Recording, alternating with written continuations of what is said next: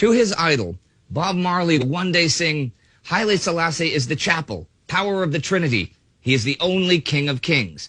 A grand legacy will remain after Selassie's life, one that will declare him the heroic resistor of Italian colonialism, the benevolent protector of Africa and its diaspora, and a god incarnate. But these mythological representations found in popular culture maybe fail to account for his occasionally tyrannical reign over his empire.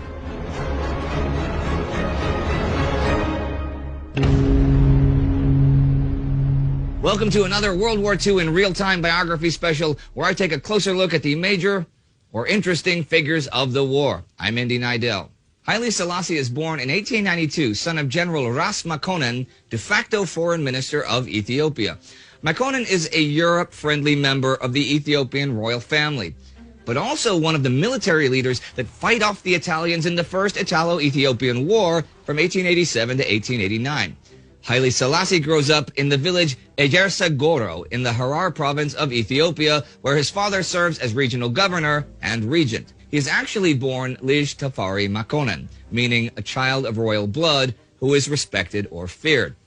See, through his paternal grandmother, Selassie is the descendant of the Bible's Queen of Sheba, Makeda, and King Solomon of Israel, making him a pretty big deal indeed. When his father dies in 1906, Haile Selassie is made titular governor of Selale by his cousin, the Emperor Menelik II, to ensure that he can retain access to royal payments and complete his studies. In 1916, the designated successor of the now deceased Menelik, Lij Iyasu, is deposed for reputedly having toyed with converting to Islam, which is considered incompatible with the Ethiopian Orthodox Christianity of the nation. If Selassie has any role in toppling the emperor-to-be, who is, by the way, also Selassie's wife's uncle, remains unclear to this day. Menelik's daughter, and Iyasu's aunt, is crowned Empress Zewditu, but by his birthright, Selassie becomes the heir apparent and Inderase, or regent. He now goes by the name Ras Tafari, literally the Regent Tafari. Although he is not the ruler proper, at age 24, he is now in effect leading the nation, especially in foreign policy. His leadership secures Abyssinia, Ethiopia, as a charter member of the League of Nations in 1923, launching him onto the international stage. See, he has learned internationalist attitudes from his father, and his exotic but Western-friendly personality, well, it's pleasing to the Western powers. Selassie also actively promotes global cooperation despite cultural and political differences with the Western powers. He tours Europe, Egypt, and the Levant, visiting with European royalty and politicians to much acclaim in the Western press. One of the things he promises to gain a place on the global stage is to abolish slavery, still endemic in Ethiopia at the time. He will, however, not live up to this promise even when he ascends the imperial throne. Now, this cozy relationship with European colonial powers is a slack wire walk that he is not entirely comfortable with, or as he says himself, we need European progress only because we are surrounded by it.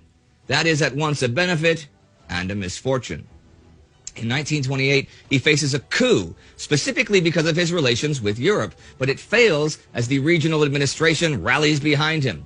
The same year, the Empress then tries to have him tried for treason for signing a 20-year peace treaty with Italy. The whole thing fails miserably, though, and the Empress is instead forced to crown him Negus, king, elevating him almost to her own status. Finally, in 1930, she attempts to depose him by marching an army on Addis Ababa, but Selassie defeats her and ascends to the imperial throne as the 225th Negusa Nagast, or Emperor of Ethiopia. His full title, actually, to really introduce the man, is His Imperial Majesty Haile Selassie I, conquering lion of the tribe of Judah, King of Kings, and elect of God. In October 1935, the 20-year peace treaty is cut short when Benito Mussolini's Italians invade Selassie's lands. Now, I covered the Italo-Abyssinian War in a Between Two Wars episode, so there's a link at the end to check that out if you missed it. But in 1936, the Italians' offensive proves successful. They take the Ethiopian capital on May the 5th. Selassie loses his nation and gives the League of Nations stern warnings of the risks of appeasing aggressive nations. He scolds the League's failed commitment to collective security, haunting them with the caution, "It is us today, it will be you tomorrow." Selassie's pioneering stand against fascism affirms his significance on the global stage. Although this speech cements Selassie as a resilient leader, the guardian of his empire, and even Time magazine's Man of the Year, he does flee into exile.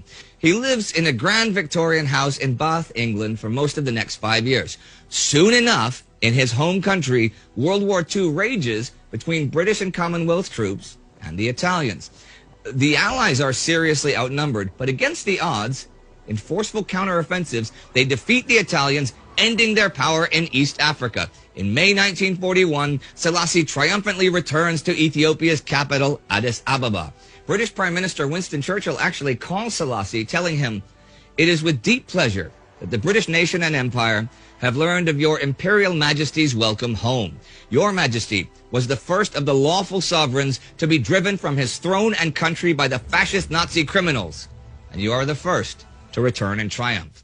See, Selassie's anti-fascist stance makes him the ideal figure for the Allies' politicians to praise and celebrate, despite their own colonial conquests elsewhere. This convenient narrative for the Allies develops around Selassie, and he reflects their worldly abilities, their charitable concern for colonialism, and their aid to victims of fascism. Meanwhile, another myth is crystallizing around Selassie in Jamaica, as people there are learning about Selassie's heroism, his royal blood, his lineage from biblical figures, and his mighty campaigns against white colonial aggressors make him their perfect icon.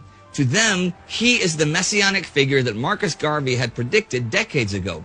Selassie becomes the central figure of the Rastafarian movement, which takes Selassie's name, when he was regent, as its own. In his 1941 homecoming, he addresses his people with some powerful words to begin the healing of the nation. "Today is the day on which we defeated our enemy. Therefore, when we say, 'Let us rejoice with our hearts,' let not our rejoicing be in any other way but in the Spirit of Christ. Do not return evil for evil. Do not indulge in the atrocities which the enemy has been practicing in his usual way, even to the last." He secures his cult image of mystical power and spiritual benevolence.